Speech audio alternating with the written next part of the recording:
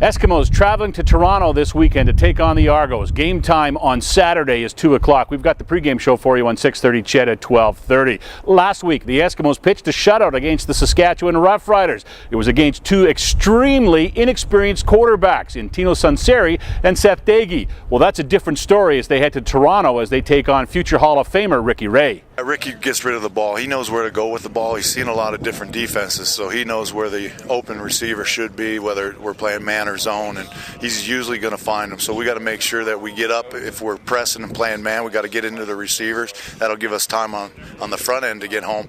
Or if we're playing zone, we got to make them pad it. So once again, we can get our rush there. And we've worked well hand in hand all season long with our back end as far as being able to get pressure, and but Ricky's certainly going to challenge that. I mean, he's the best in the business for a reason, and he's proven it with his 3 Grey Cup rings. Not only will the Eskimos defense have to worry about a terrific quarterback, but they've also got to concern themselves with a great receiving core. Alonzo Lawrence, a former Toronto Argonaut, now working for the Eskimos in their defensive backfield, went against those guys in practice all of last year. I think, to me personally, I think, they got one of the best receiving core in the league. You got Chad, you got all them other guys.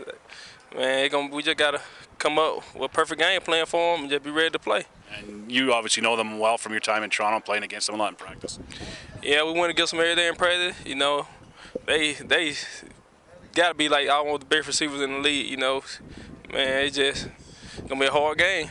Last week it was the Eskimos' run game. Well, conditions will be perfect inside Rogers Centre this week, so maybe the air attack will be good. Of course, last year when the Eskimos played in Toronto, Mike Riley threw for a career-best 500-plus yards. Eskimos and Argos, Saturday afternoon from Toronto. We've got the game for you, starting with the pregame show at 12:30.